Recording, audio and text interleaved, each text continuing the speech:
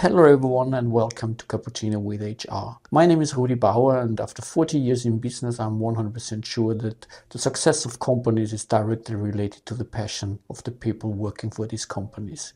With the Cappuccino of HR we created a format where we really invite people, it's HR leaders, it's recruiters, it's talent acquisition guys, and we're talking about all the different kind of topics, and the range is going from AI of course to new work, to leadership, and all the challenges along the way.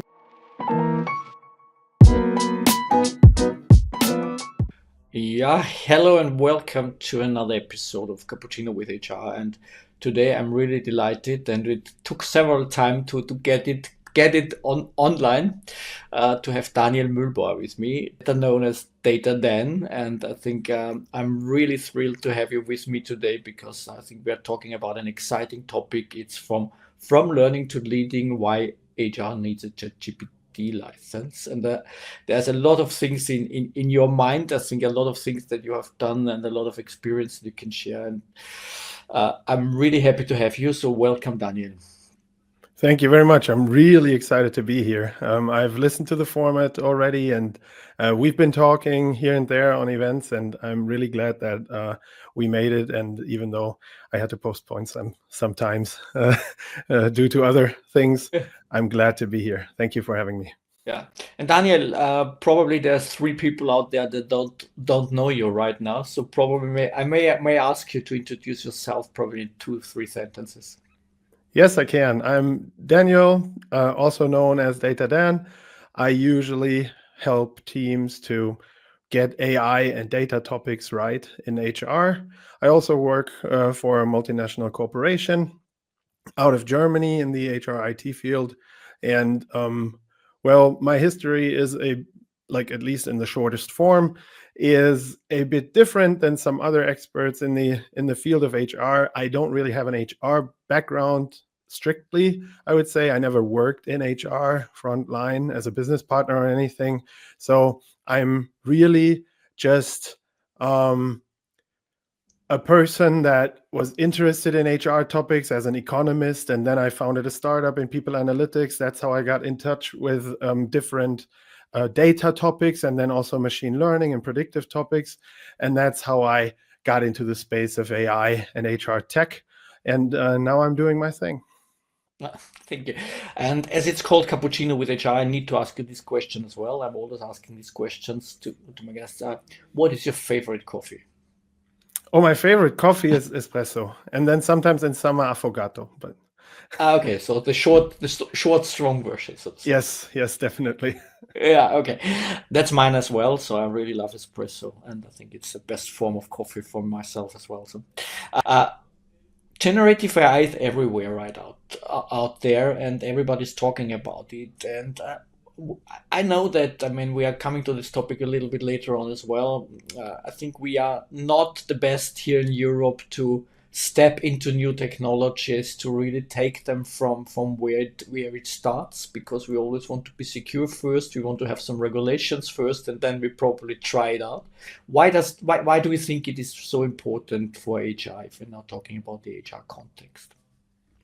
While I agree with you that we may overregulate, to put it in very sensitive terms, and I'm all for innovation, I'm still all for correct regulation in terms of fairness and anti-bias, right? Because I'm all for diversity and I want people to be treated fairly. But on that basis, I think there is so much room for innovation through generative AI, because it's basically a key tool to then enter the entire world of AI. If you are a non-coder, and most HR people are, most HR leaders are, and that's not the bug, it's a feature, it's fine, because they have other skills that are very important for their job, right?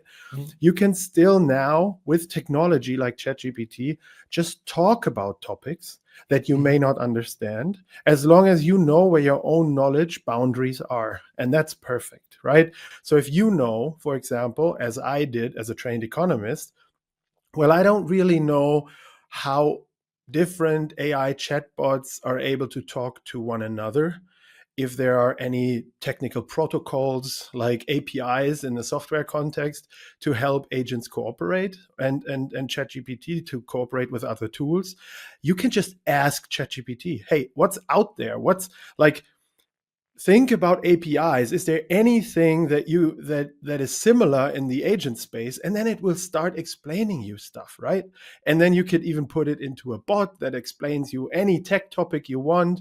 And if you don't understand it, you can ask it to explain it like you're 10 years old, or use a lot of analogies or something, right?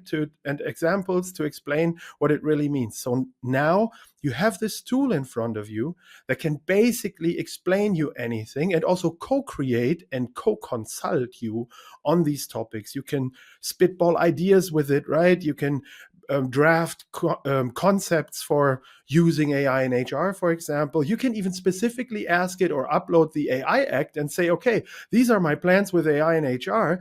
What of those plans are critical with respect to the AI Act, right? And then it will probably give you quite a good answer with which you then can start talking to the real experts, like legal experts, compliance experts, IT security experts, and technical experts. And that's the thing that HR needs to realize. That's the real mind shift. This is not another internet technology, even though it is huge. This is your key into the entirety of AI literacy and data literacy by just being able to talk to it, right? So that means, if I understood it right, I mean, it's a kind of a expert team in combination with probably translation skills to make it easier to understand. Is that what you wanted to? Yes. Yeah. And I mean, you can translate in so many ways. For example, I only know intermediate Python and only from the data science side, so not web development or anything, right? But when I ask it to put together predictive models for churn prediction or something, right, in the HR field, it will even code, in the end, a basic model. Will it be a great piece of code? No, it won't. It generates average stuff, right? But it's a different discussion if I enter with the first idea of a written model in code. If I enter the data science team and say, hey, can't we work on something like this? You are the experts, but I thought about something like this would be helpful. And then they understand me better because I don't talk then in these non-technical terms. And I can understand them better because I can build a translator. So it is really powerful. And it is not like many HR people are using it right now. It's not your new Google or your new chatbot, right?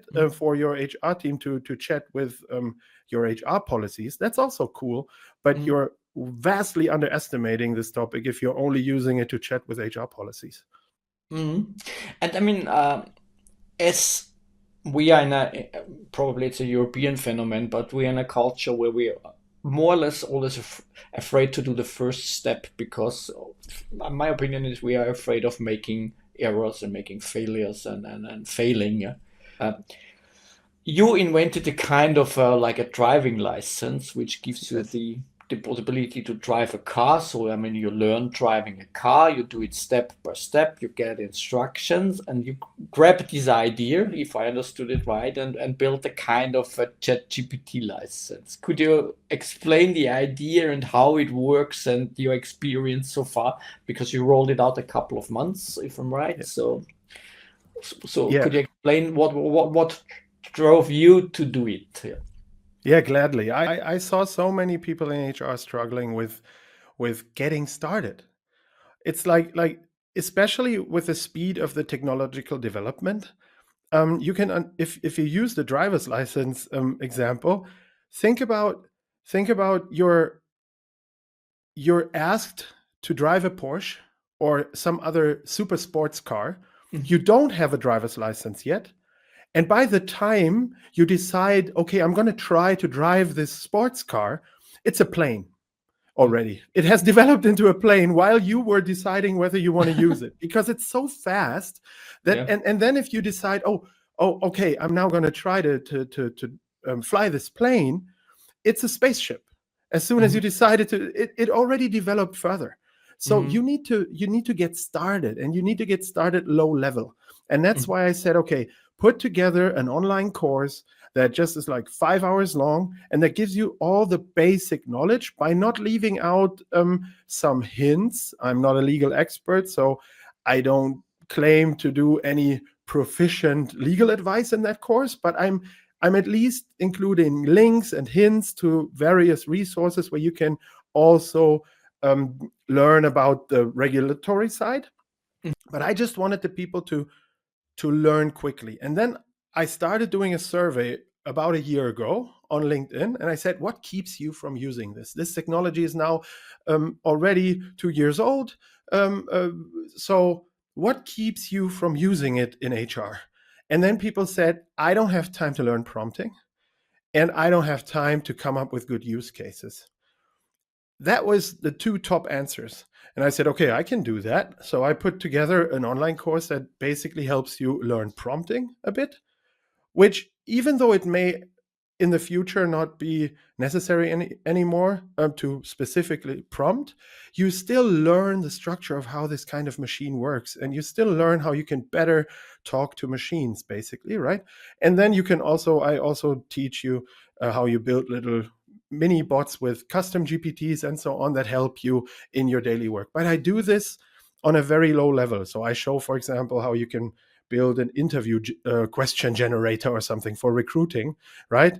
And then I just build it in front of people, and they can just watch it and also rebuild it. They can click pause and just go to ChatGPT and build it themselves, right? And then by that, they may say, oh, I don't need an interview question generator, but I need something else. I need this and that and that. So they learn basically the mechanics of it, and it's just, and that's why it's a driver's license, right? In the end, when you have a driver's license, you have not learned where you can drive. You just learn how to drive, and then you can go to Spain, or you can go to France, or you can stay in Germany, or you can go through Austria and Germany and back, and so on. You decide, because you can drive now, and that's the basic idea of this. That's a very cool idea. But as I mean, I met it quite often in my career. I mean, we are really good here, especially in Europe. I think we're really good to also make money with the fear of people. So there's companies out there, they really have a business model which is based on, okay, there's a regulation, you have to pay penalties if you do some things wrong. And then these consultants move out and earn a hell of a lot of money by just taking care about the fears. So Yes. they don't even want that somebody loses his fear, because that's not really cool for the business model. Have you made this experience as well, a kind of some kind of shit storms that are bothering you with your kind of, Yeah. because you open a kind of a door where people lose the fear of new technology, and some others are making money with the fear. So what happened there? Yeah, I cannot really track it down, so nobody is openly attacking my course or Okay. something like that. But let's call it coincidental that Yeah. after the time I announced that I was gonna put out a course, and that was about November, December-ish, Yeah. and then the course was tested by a few test users in January, and I knew the test users, and they had like personalized access to for free to this course before it was published. There was nothing else but a landing page, and everything else was behind the scenes, right? And the testers were, I would say, mostly really close friends or very good colleagues out of the HR field in the German speaking countries. So I know I can trust them. So nothing really went out. And there were already people putting posts together on LinkedIn and others saying, well, a course for 5 hours, because that was on the landing page, that it was going to be 5 hours long. And only about ChatGPT will not give you AI competence or general AI competence. And I never claimed that I was going to do that, right? So, but you could see, and then if you tracked it down, you, if I kind of looked into where do these posts come from and so on, more often than not, it was coming out of the consulting teaching space where people were providing offerings themselves that definitely were larger and more differentiated and more high quality regarding general AI application in HR, right? Which I never claimed to do, but I could see that there's probably, well, I'm a trained economist, right? So I'm probably destroying a certain market here, a bit at least. Yeah. And what I think the people, at least these, and these were only a few, the vast majority were saying, great that you put this out, great that Yeah. it's there, and we can test Yeah. something in a Yeah. safe environment, right? So as you said, people are afraid of innovation sometimes, and they are afraid to make errors within that course. And within GPT, I advise everyone to not use person-specific data or firm company data Yeah. or anything, right? But just make up examples, because you can even make up entire data sets with ChatGPT. Yeah. You can simulate data sets, and then you can work with those data sets. You can Yeah. simulate CVs of fictitious people, and then you can test whether your interview question generator does good with just faked CVs, right? That are, I don't know, call them Batman and Robin or something, and then have a CV behind it, and you can test the technology without using real data. Therefore, you're not in danger of doing something illegal, basically. Yeah. But you can test it out. And I could see that I had some colleagues who knew me before, and they were getting it right. They were like, okay, Daniel, you're providing this starter package, and we are providing this entire realm behind that starter package. We have these deep sessions, these focus sessions. We have these consulting packages where we help companies to really drive AI, generally AI, in HR. That's awesome. So we will just recommend your course, and then everyone who does your course is a potential customer for us of then implementing AI. And those who do it that way, they have told me, they've called me and so on and said, hey, we have so much more customers now because people just want to do things now that they have your course, right? So I think it whenever you get this kind of criticism, and you may know this from your career also, with your events also that are very successful, whenever you get this kind of criticism, you're also doing something right. Like, it's not always you. I am always reflective. I try to also take the criticism seriously, and I've really also, I can admit this openly, I have struggled for 2 weeks to, like, kind of try to find the justified criticism in this. And I also found some pieces that I tried to make better. But in the end, if there's criticism coming from certain areas, then you're probably doing something right also. And what I really don't like, and I have been in the marketing and sales space since I founded my co-founded the startup way back 10 years ago, also, it is where I led marketing and sales of that startup. And every sales coach was telling me, you need to use doom and gloom. You need to make fear and incite fear that is not actually there. You need to convince people to be fearful, and then you sell into that fear. Yeah. And I always hated that approach by heart. It's just not my type of thing, right? Yeah. So whenever I see this fear mongering, and whenever I see doom and gloom sales, Yeah. well, I immediately start itching and I leave the room, and I don't want to have conversations about this. I want to have awesome story-based content that really tells me the benefits of things and doesn't incite fear. So Yeah. I don't think you should be fearful of this technology at all. It's a great partner.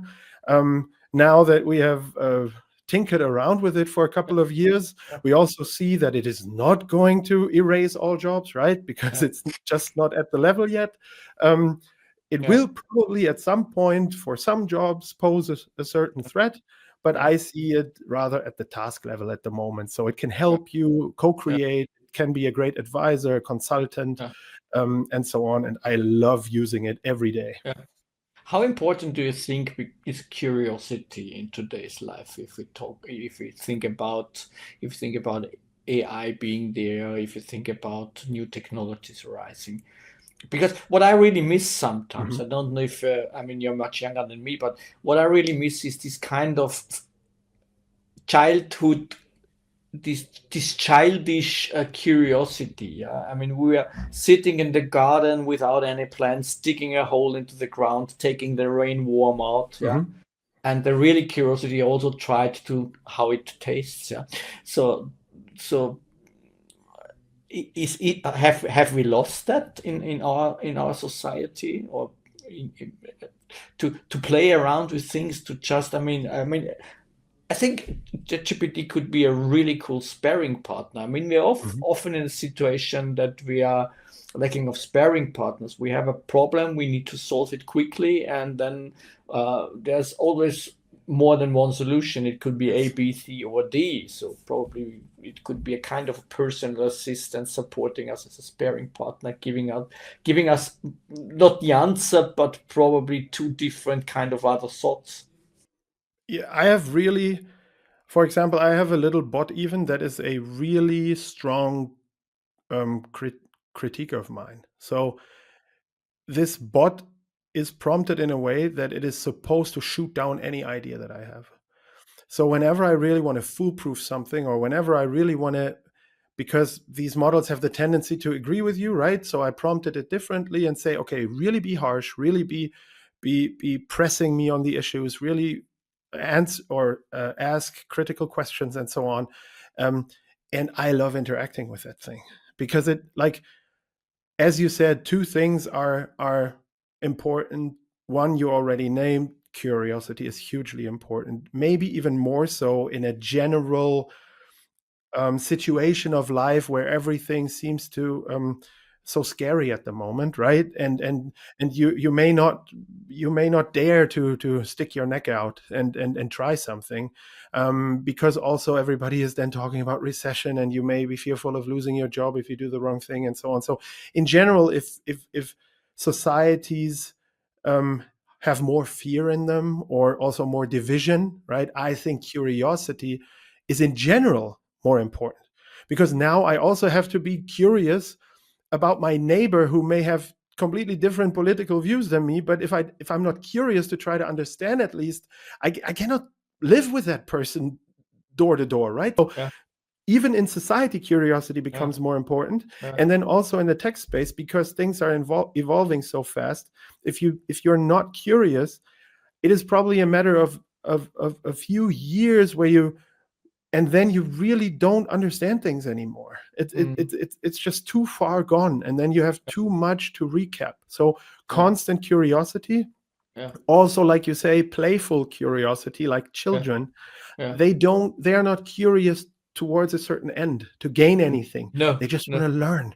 They yeah, just want to make experiences. Sometimes they're even curious for the experience itself, nothing to yeah, learn, just yeah. there. They just want to see, like if I see my 1.5-year old, he just wants to see certain things Mm, fall down a slide. There is mm, no, for him, no benefit there. He just yeah, wants to see how that thing falls down the slide, right? yeah, And he yeah, can do that for hours. yeah. And that's, I think, hugely important. And then also, together with this, a certain stubbornness to say, no, I want to try this now. I will stay on this track, even though people tell me, oh, it's not worth it, and so on and so on. um, I think a fun fact for that, if we say curiosity is so important, I think a fun fact is OpenAI, the company behind ChatGPT, just turned 10 years this year. It was founded 10 years ago.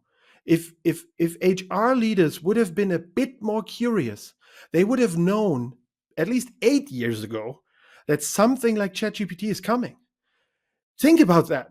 And now it's 3 years ago, and they're thinking like, oh, this is so completely innovative. No, it went live with GPT-3. That Yeah, means there was also GPT-1 and 2. You just yeah, didn't know it, yeah. right? So we worked with it behind the scenes in something that was called natural language processing, a field of Mm, AI, mm, where these language models were around for a longer time. And the hugely important class of models, or framework, the transformer architecture, mm, was put out by Google in a paper in 2017, I think. You could mm, have also known that if you were more curious, right? But you're yeah, not. We're like in HR, we're so, I think we're too service oriented, that yeah, we are only reactive. So if somebody yeah, tells us, yeah, hey, we need to do more AI, then we start run around like chickens and say, what do we do now?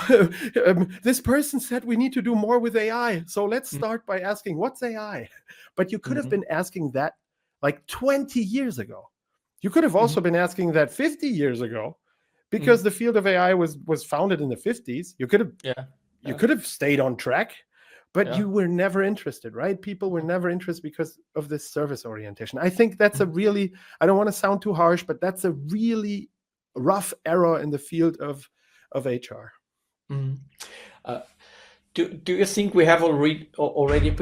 My impression sometimes is that now, I mean, I came into the AI ecosystem or into this business in 2014, so 11 years from now.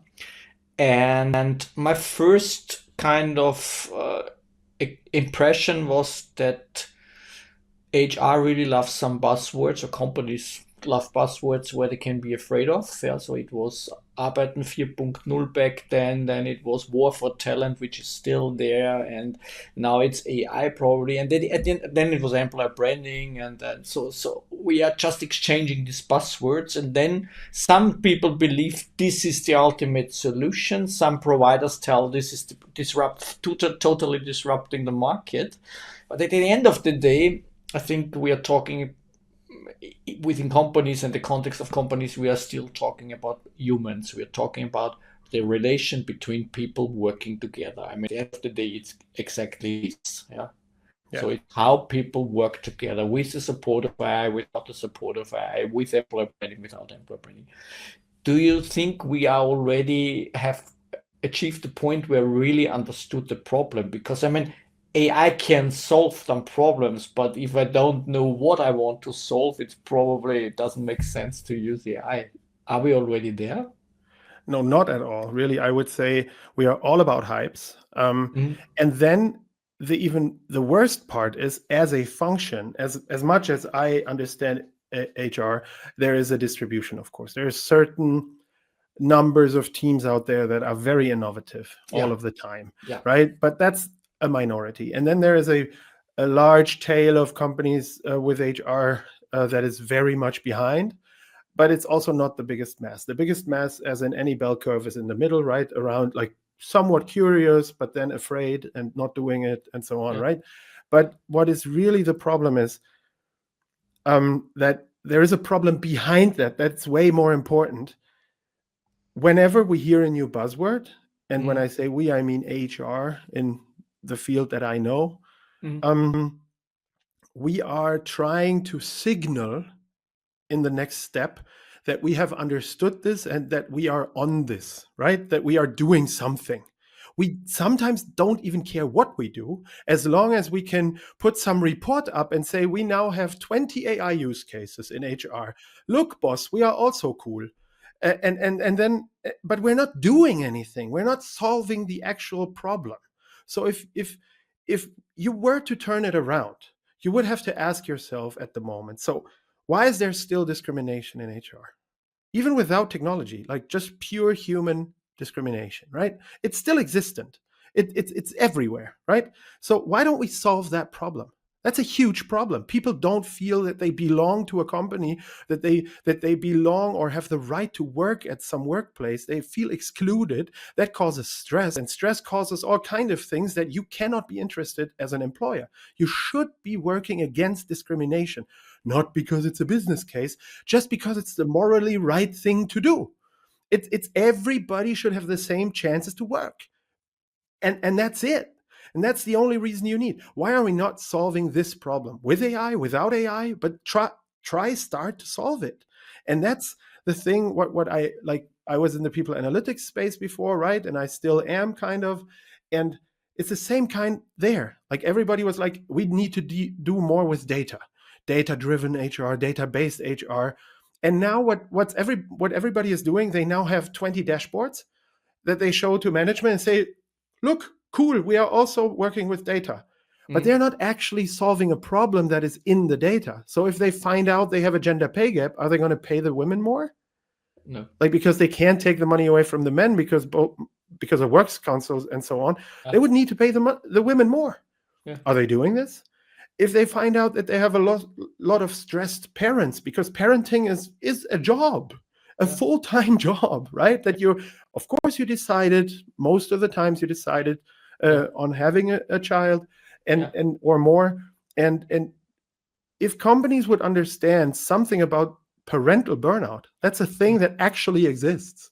Yeah. If you use data to understand that, and then to understand what you can do against it, that would be solving a problem. But you're not doing that. Right? There's a couple, again, of leading HR teams that are actually doing that. I've seen that fly, and it's hugely impactful.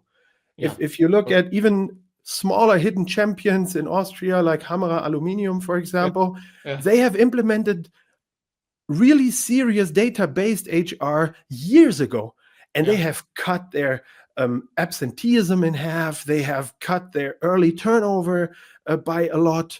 They have gained so much more satisfaction, and that's a blue-collar company, right? So there's a lot of production workers there. Yeah. So I absolutely love this case, and it shows that it's possible. And there's this, I want to repeat that, this really toxic combination of buzzword orientation and then trying to only signal that you do something.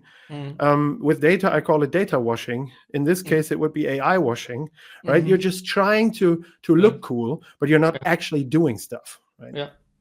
I mean, if you could give a kind of a tip with all the experiences you have gathered, and then you're in the business for quite some time, you're in the topic for extreme long time, from my point of view.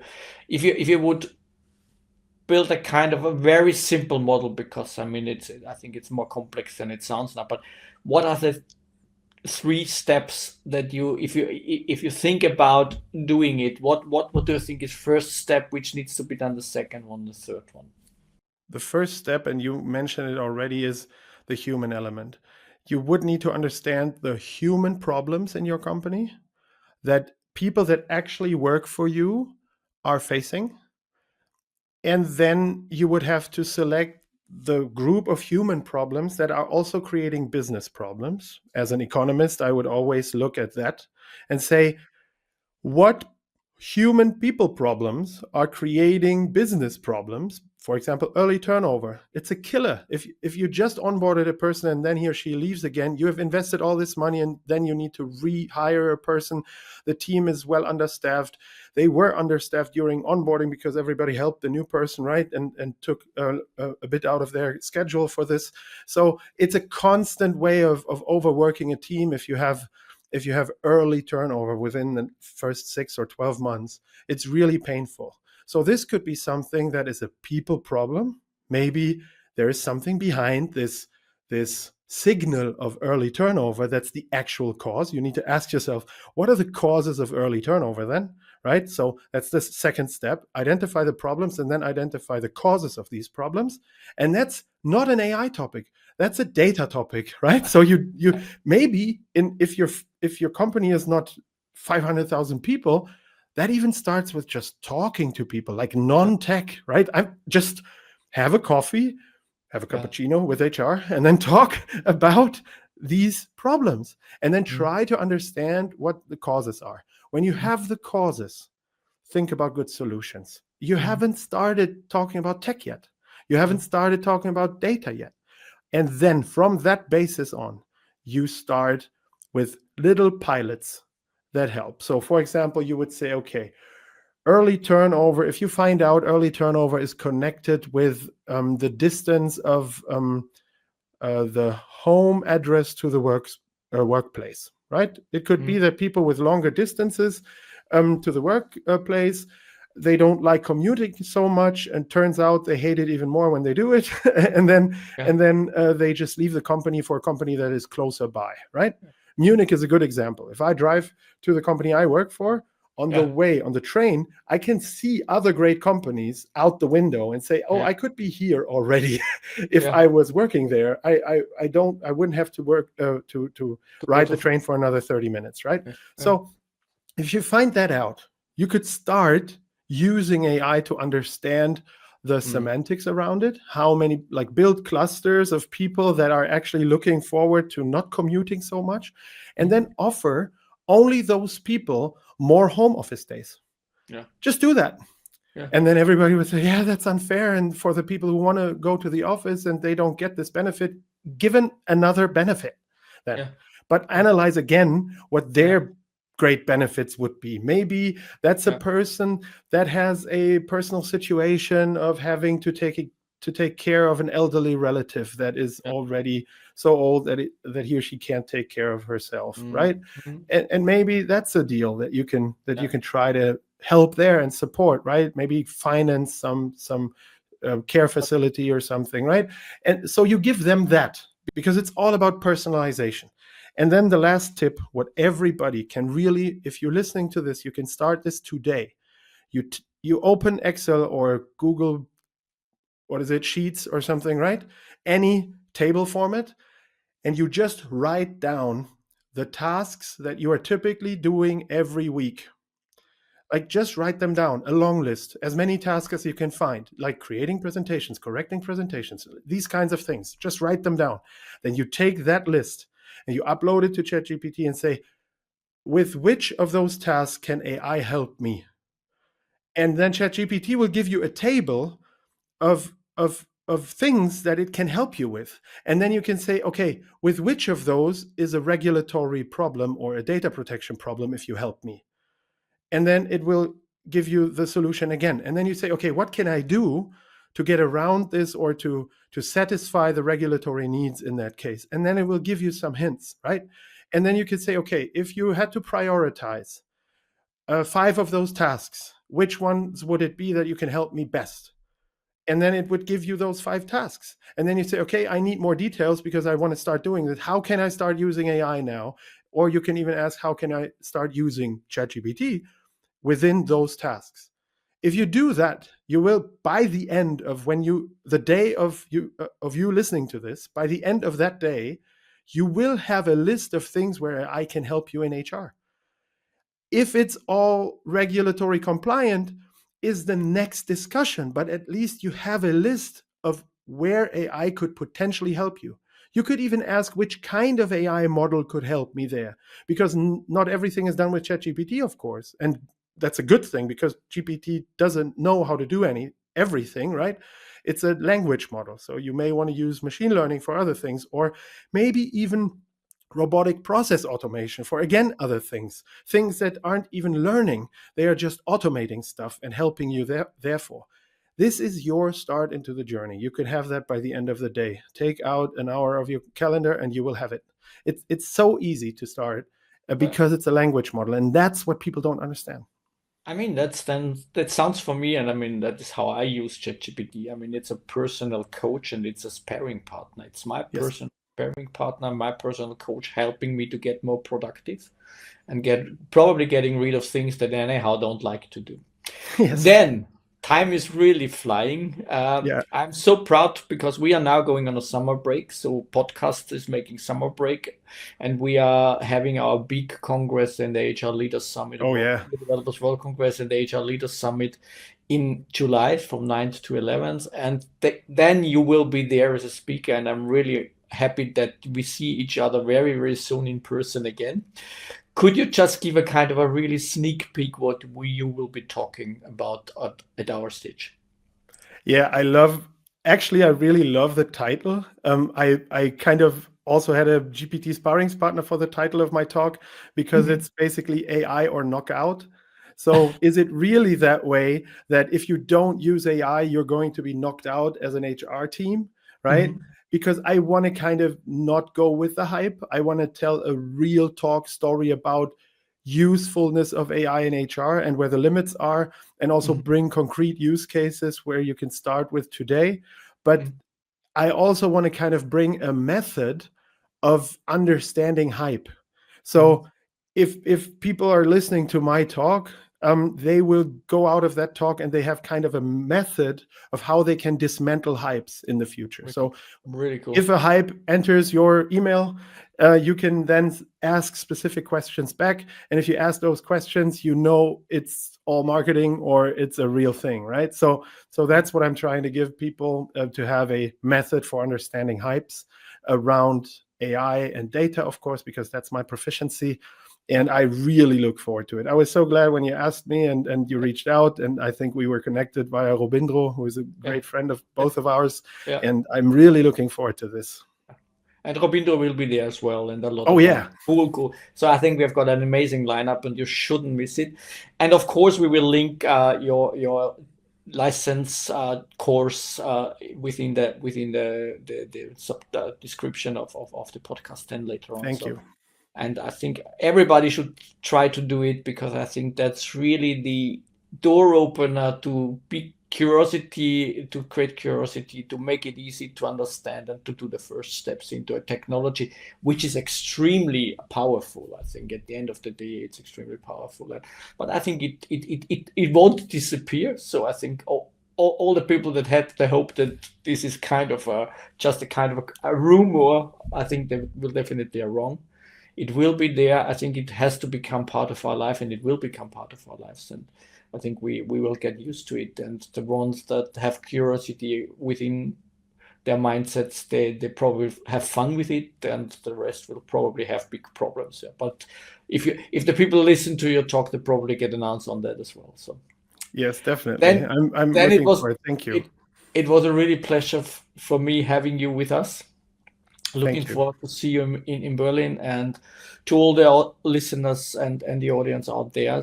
So this is summer break now for the podcast. We are back in August with new episodes, and thank you so much. And thanks for listening. And Dan, once again, thank you. Thank you very much. Bye-bye. Thank you for watching Cappuccino with HR. If you enjoy this kind of conversations, please don't forget to hit the subscribe button. Then you get all this kind of upfront information, your upcoming episodes, and all my nice guests. Cappuccino with HR is brought to you by WeAreDevelopers, Europe's #1 developer community and a leading platform for connecting HR and companies together with developers. If you want to learn more, visit us on WeAreDevelopers.com. Thank you again for watching, and see you next time on Cappuccino with HR.